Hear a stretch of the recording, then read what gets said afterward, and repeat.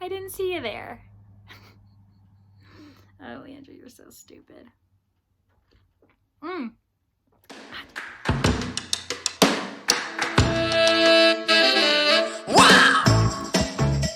Hi everyone, welcome back to my channel, and I hope you're gonna stay a while. My name is Leandra, if you haven't seen my previous video.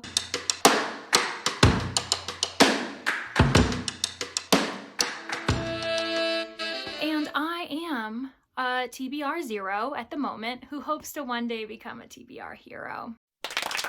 During this video, I have decided that I'm just going to focus on showing you my January TBR, my hopefuls, and just show you how excited I am about each of these titles.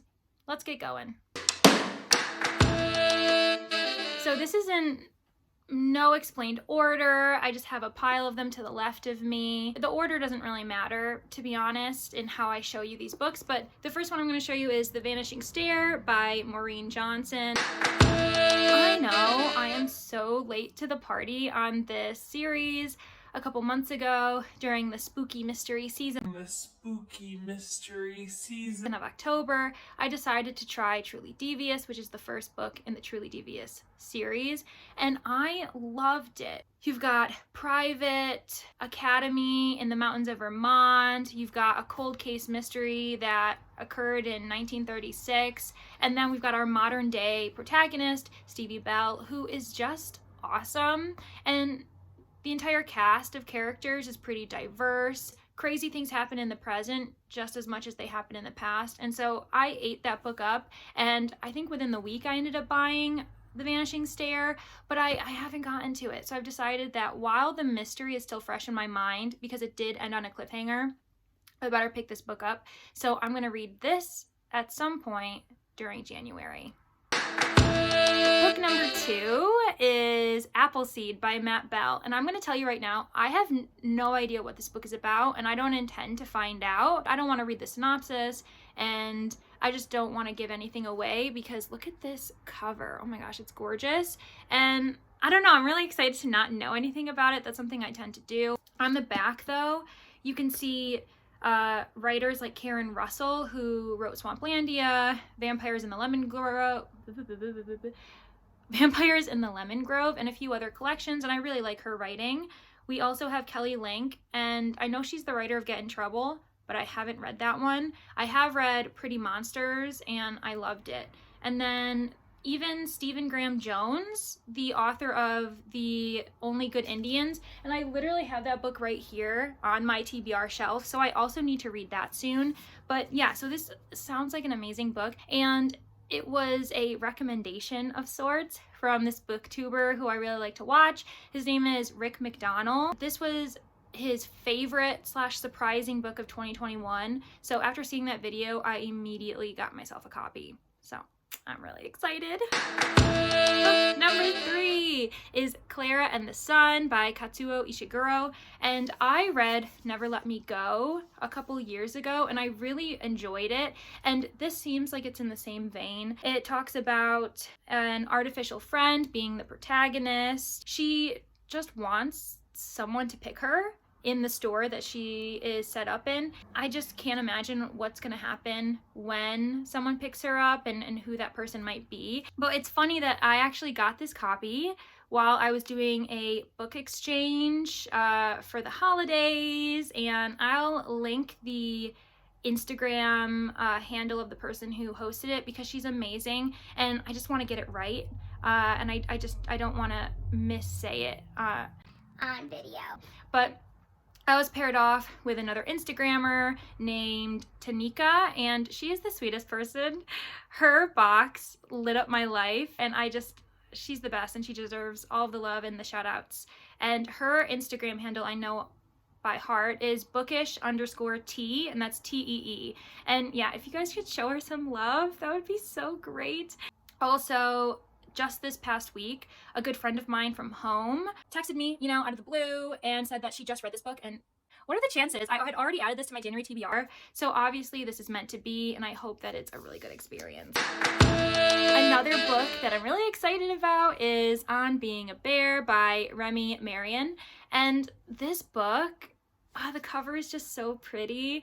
And I don't know, for some reason it gives me Brother Bear, Little Bear, Bear in the Big Blue House kind of memories back in the day. And as kids, we had so many images offered to us about bears, but I don't know much about them. And so I'm really excited to see what this book is about. This was gifted to me by my friend Phoebe.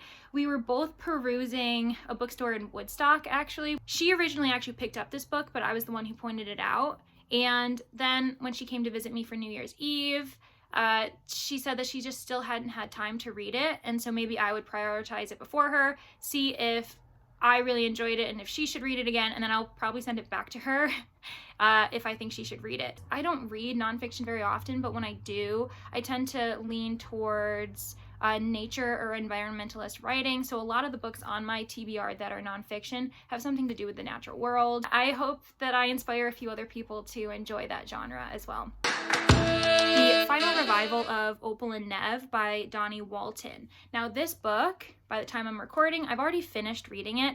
I'm going to try and not give any spoilers about my feelings about it or anything like that, because I'm hoping you guys will go watch that video when it's done. Actually, this was another book that was inspired by my friend Phoebe, the one who gave me On Being a Bear. And at the end of December, she was reading this book because she is actually taking a class with the professor at her university, which is so cool.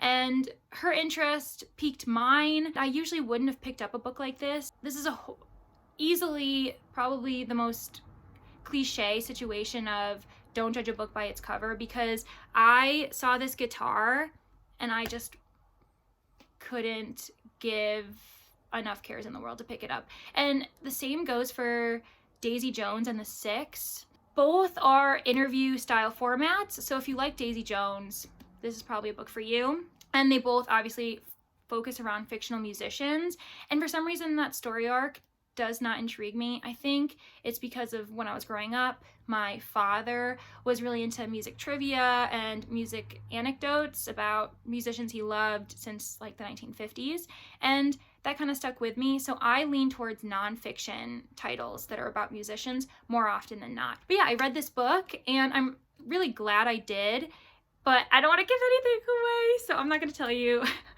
what I thought about this book just yet. I'm realizing there's a lot of them and I don't think I'm going to get through them, but this is The House of the Spirit, and look at that cover. I love that like classic, what is it, like 1980s, 1990s vibes.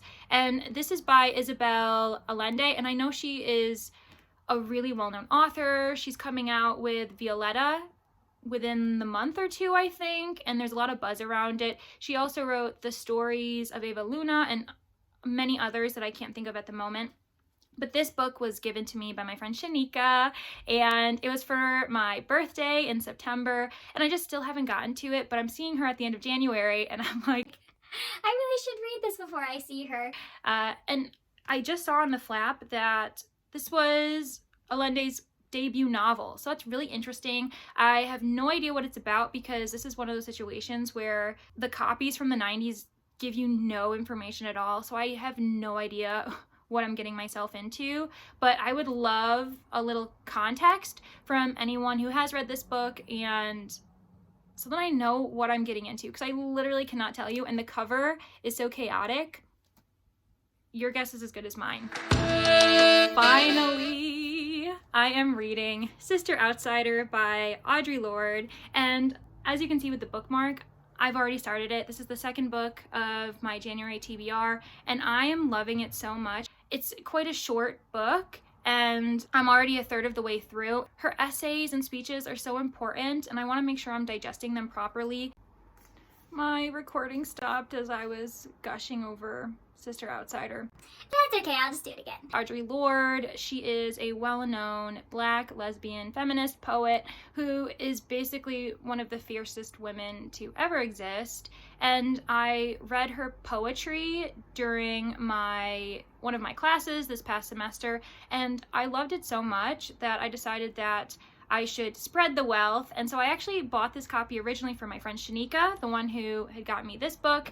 And then as I was looking at it, I was like, I want to read this too. So I'm reading it first, and then I'm going to give it to her afterwards. And I'm so sad to lose this copy because I really enjoy it, but I think it's for the best. You know, in the future, I can always buy it again. You know, there's no problem with that.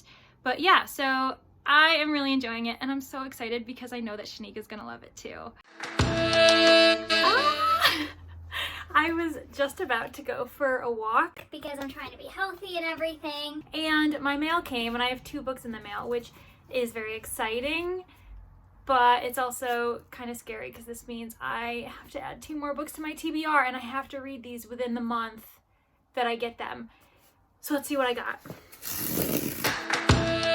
So I got The School for Good Mothers by Jessamine Chan, and oh my gosh, I've seen so much buzz about this book that I had to get it, and you can't tell, but it's like, there's like this really nice feeling. It's like very old papery kind of backing. It seems really interesting and kind of speculative fiction, and the idea of there being like a government facility that you have to go to if you're a bad mother or, you know, bad mother. The only thing that I hate is that there's like this little sticker right here that says read with Jenna, and it's a real sticker, but because of the material, I'm wondering if I should even try to take it off.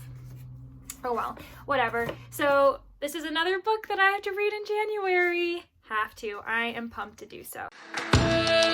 Okay, I've got the scissors for this one, so let's see what this is for. So this came from the Mysterious Bookshop in New York City. I signed up for a 3-month subscription maybe in December or November, and I'm finally getting the first book. So let's see what it is. Oh my gosh, I am so excited. Oh, it's so pretty too. I love these covers. So this is a part of the Otto Penzler Presents American Mystery Classics, and it's the 8 of Swords. Already I'm interested because there's a quote from Agatha Christie saying, "Very few detective stories baffle me nowadays, but Mr. Carr's always does." So, like, come on. Oh, I'm so excited for this. And I actually, you can see here, I have like a whole collection of the Otto Penzler Presents American Mysteries. And I haven't read any of them. So this is exactly my point and why this channel exists for me. But yeah, okay, I just had to give an update because I'm excited and overwhelmed because this is 2 more books on my TBR. Wish me luck. So yeah, that is my January TBR. I'm super excited to kind of spread out a little bit. I think that all of these titles are a little bit different, so it'll be easy for me to switch things up after reading one title. If I want to switch to a different genre, I can easily do that. And I'm especially excited that I have 2 nonfiction books in this TBR because that was one of my goals for 2022. Actually, I have a bullet journal. That's another thing that I've added in 2022, as well as NetGalley, which is something that I have no idea what, how, when it works. So if people can give me tips or explain to me what happens or how I can get arcs, that would be really great because it's something I'm interested in. Even though I'm sure I won't be super active in it, I would love to give that a try. Also, if anyone is interested in seeing my bullet journal, let me know and I can try one of those crazy videos that are so cool. Ooh. For January, like that's my January spread. I obviously am a beginner. I've just started this year and I was inspired by How to Train Your Gavin because he just started a bullet journal. But yeah, so if you want a more thorough video of this, let me know. If you don't, I'm not offended. Not offended.